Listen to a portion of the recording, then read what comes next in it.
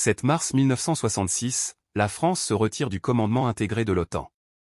Le 7 mars 1966, Charles de Gaulle, président de la République française, informe le président américain Lyndon Johnson de sa décision de se retirer du commandement intégré de l'OTAN.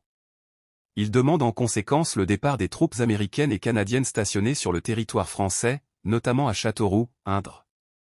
Le général de Gaulle veut de la sorte ne plus être tenu par des décisions de l'OTAN imposées par Washington. Mais il n'entend pas pour autant se désolidariser de ses alliés occidentaux. Aussi maintient-il la France parmi les signataires du traité de l'Atlantique Nord du 4 avril 1949.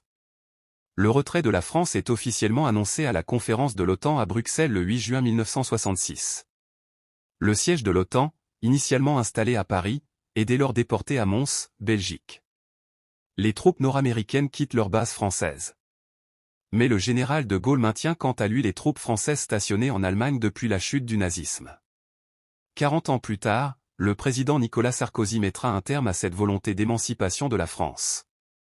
Le 7 novembre 2007, devant le Congrès américain, à Washington, il annoncera le retour de la France dans le commandement intégré de l'Organisation du traité de l'Atlantique Nord.